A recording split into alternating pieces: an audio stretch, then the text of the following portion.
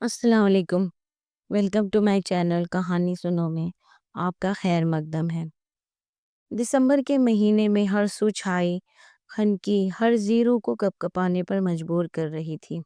ایسے میں جہاں سب کھانے کے بعد چائے سے لطف اندوز ہوتے لاؤنج میں گپ شپ کر رہے تھے، وہ تنہا چھت کے منڈیر پر کھڑا باہر دور تک پھیلے اس اجاڑ علاقے کو دیکھتا جانے کن سوچوں میں گم تھا۔ ماموں، آپ اکیلے اتنی سردی میں چھت پر کیا کر رہے ہیں؟ 13 سالہ بسما نے زینے چڑھتے ہوئے دور سے اسے دیکھ کر ہانک لگائی۔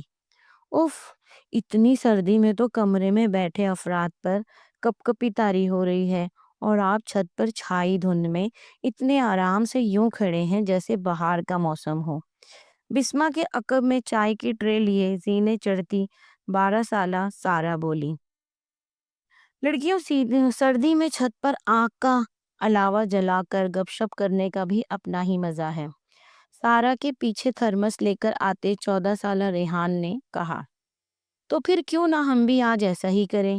ریحان کے عقب میں زینے چڑھتے کنزا کی ٹولی ہوئی ہم آواز بولی، ارے نہیں بچوں، چھت پر بہت سردی ہے، چلو نیچے چلیں۔ وہ تیزی سے زینے کی جانب بڑھتے ہوئے گویا ہوا، نہیں ماموں، یہیں بیٹھ کر انجوائے کرتے ہیں۔ 13 سالہ فرقان بولا، نہیں بیٹا، آپ کو سردی لگ جائے گی، چلو نیچے چلتے ہیں۔ وہ نرمے سے بولا، ماموں ہم تو لکڑیاں اور کرسیاں بھی لے آئے، اب کوئی بہانہ نہیں چلے گا۔ 11 سالہ سبحان نے فوراً اس کی بات اچک لی، دیکھ لو، اگر تم لوگوں کو سردی لگ گئی تو میری کوئی غلطی نہیں ہوگی اور نہ میں تم لوگوں کو کی ماؤں سے بچانے کا کوئی پابند ہوں گا۔ اس نے انہیں تنبیہ کی، مگر بچے اپنی بات پر قائم رہے تو بالآخر اسے ہی ہار ماننی پڑی۔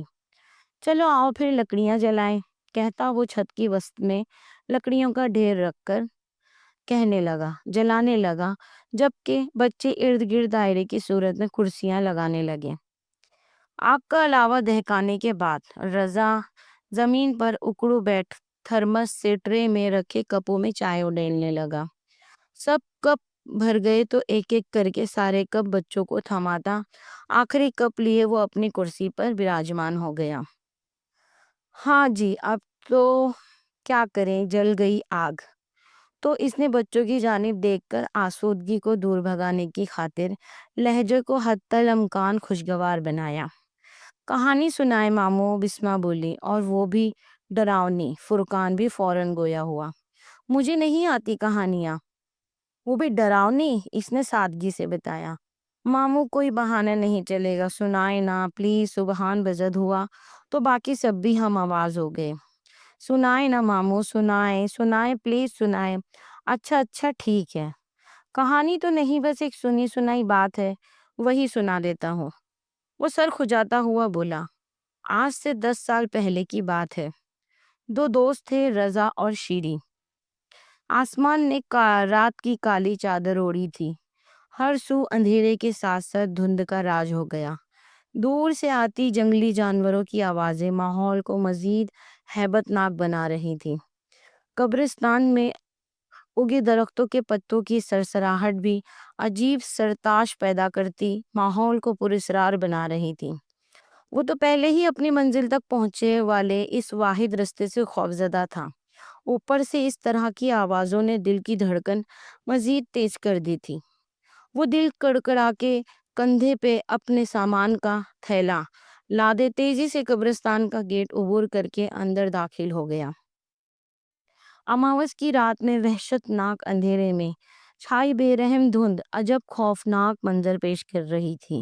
ایسے میں اس کے ہاتھ میں پکڑی ٹارچ ہی اس کا واحد سہارا تھی۔ غضب کی سردی کے باوجود اس پراسرار ماحول میں اس کے ماتھے پر پسینے کی ننھی بوندیں ابھر آئیں تو ٹارچ والا ہاتھ ماتھے تک لے جا کر پسینہ صاف کرتا وہ ٹھٹک گیا، کیونکہ جیسے ہی پسینہ صاف کرنے کے لیے اس نے ٹارچ والا ہاتھ اوپر کو اٹھایا تو اسے سامنے بنے درخت پر کوئی ہیولا سا بڑا بیٹھا دکھائی دیا۔ ابھی وہ پہلے منظر میں الجھا تھا کہ اسی لمحے قبرستان سے گزرتے اس مسافر کو اپنے عقب سے چھن چھن کی آواز سنائی دی، اور جو ہی اس نے گردن موڑ کر عقب میں دیکھا، سانس لینا بھول گیا۔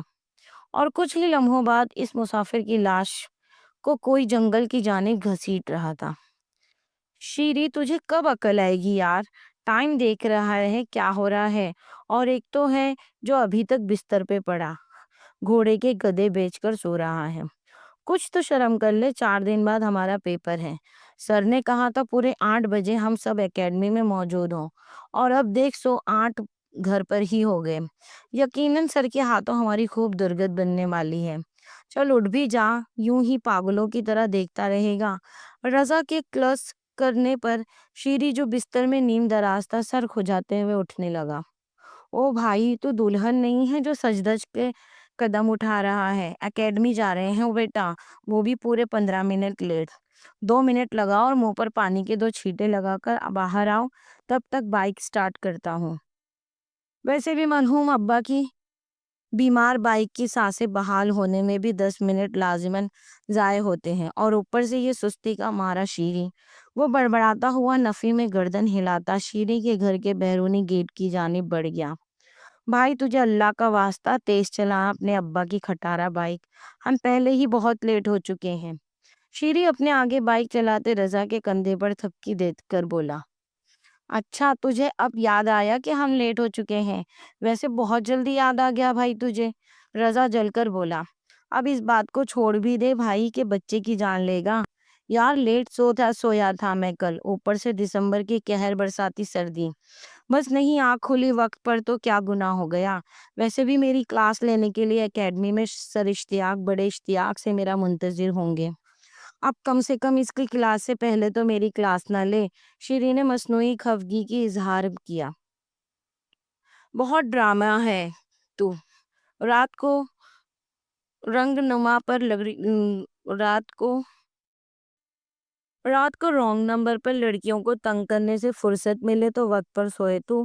اب چپ کر مجھے بائک چلانے دے، یہ نہ ہو تیری جانب متوجہ ہونے سے محترمہ بائک صاحبہ ناراض ہو کر بند ہو جائیں اور پھر سے انہیں اسٹارٹ کرنے میں مزید 10 منٹ ضائع ہو جائیں۔ رضا نے سختی سے کہے۔ گلی کا موڑ کاٹا تو سامنے سے آتی لڑکیوں سے بائک ٹکراتے ٹکراتے بچی۔ دیکھا، صرف تیرے متوجہ کرنے کی وجہ سے آج میری بائک حادثے سے بچی، ورنہ سامنے سے آتی لڑکیوں میں سے ایک آدھ تو کچلی جاتی۔ رضا ایک بار پھر اس پر چڑھا دوڑا۔ او بھائی ٹھنڈ رکھ، اتنا گرم کیوں ہو رہا ہے مجھ پر؟ غلطی تیری اپنی ہے، اور کچھ تو خیال کر کے اتنی حسین لڑکیوں کے سامنے بے عزتی نہ کیا کر میری۔ شیری عقب سے اس کے کان میں سرگوشی کرتا لڑکیوں کی جانب دیکھ کر گنگنانے لگا۔ شرم کر لے شرم شیری، ہم 17 منٹ لیٹ ہیں اور ابھی بھی اکیڈمی پہنچتے پہنچتے 10 منٹ لگ جائیں گے، مگر تجھے اس پریشانی کے عالم میں بھی یہ فضول باتیں سوچ رہی ہیں؟ رضا نے سختی سے کہہ کر لب بھینچ لیے۔ اچھا خفا کیوں ہوتا ہے؟ نہیں کرتا فضول باتیں۔ ویسے یہ بتا، ہم ہمیشہ قبرستان سے معلقہ گلی سے ہی کیوں گزرتے ہیں؟ جبکہ اگر ہم قبرستان کے اندر سے جائیں تو اکیڈمی زیادہ قریب پڑتی ہے، مگر تو ہمیشہ لمبے راستے کا انتخاب ہی کرتا ہے، ایسا کیوں؟ شیری نے اچنبھے سے پوچھا۔ کیونکہ میرا کسی چڑیل سے ملنے کا بالکل دل نہیں کرتا، اسی لیے ہمیشہ لمبے راستے کا انتخاب کرتا ہوں، رضا نے کلس کر کہا تو شیری کا جاندار کہا بلند ہوا۔ کاش کہ مجھے کوئی چڑیل مل جائے، قسم سے زندگی گل و گلزار ہو جائے گی، شیری نے گردن گھما کے عقب میں جاتی لڑکیوں کو دیکھ کر کہا۔ گل و گلزار کا تو پتہ نہیں، ہاں جس دن تجھے چڑیل مل گئی آر یا پار ضرور ہو جائے گی تیری زندگی، بے خدا انسان۔ رضا نے اس کے عقب میں جاتی لڑکیوں کو دیکھ کر چوٹ کی۔ تو کچھ بھی کہہ لے، تیرا بھائی تو ہے تو ہینڈسم، جبھی تو لڑکیاں مڑ مڑ کے دیکھتی ہیں، شیری نے بال سنوارتے ہوئے کہا۔ لڑکیاں مڑ مڑ کے دیکھتی ہیں یا تو مڑ مڑ کے دیکھتا ہے بے شرم؟ رضا نے ایک بار پھر اسے شرمندہ کرنے کی ناکام کوشش کی، مگر دوسری طرف کوئی اثر نہ ہوا۔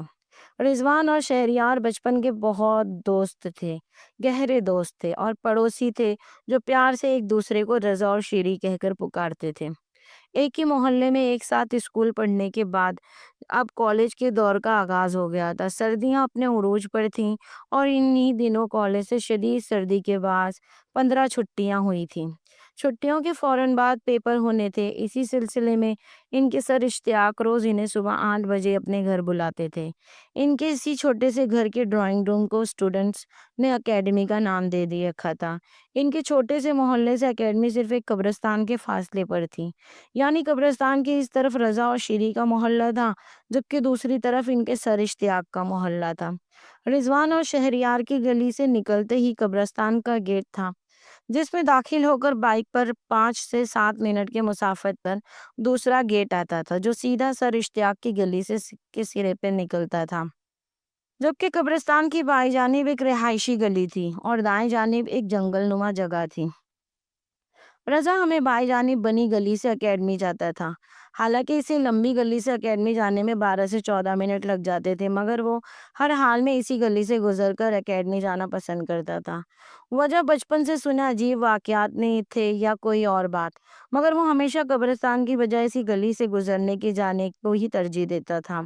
پھر چاہے سر اشتیاق سے کتنی ہی درگت کیوں نہ بنے، وہ کبھی قبرستان سے گزر کر جانے پر راضی نہ ہوتا تھا۔ آج بھی لیٹ ہونے کے باوجود وہ لمبے راستے سے جانے پر آمادہ تھا، مگر قبرستان سے نہیں۔ او ہو بیٹا، میں پھول منگوانا بھول گیا، ورنہ آپ جیسی ہستیوں کی آمد پر پھول نچھاور کرنے تو بنتے ہی ہے نا۔ سر اشتیاق نے ان دونوں کے پونا گھنٹہ لیٹ آنے پر سر ملا کر گویا ہوئے۔ ہاں تو سر اب منگوا لیں، اس میں پریشانی کی کیا بات ہے؟ شیری اپنی ازلی لاپرواہی سے بولا تو رضا جھنجھلا کر رہ گیا۔ شکر کرو تمہاری یہ فضول گوئی سر کے کانوں تک نہیں پہنچی، ورنہ ہم جو ابھی اپنے ٹانگوں پر کھڑے ہیں وہ بھی نہ رہ پاتے۔ رضا نے تل ملا کر اس کے کان میں کہا تو وہ بس کندھے اچکا کر رہ گیا، جیسے اسے کوئی فرق نہ پڑتا ہو۔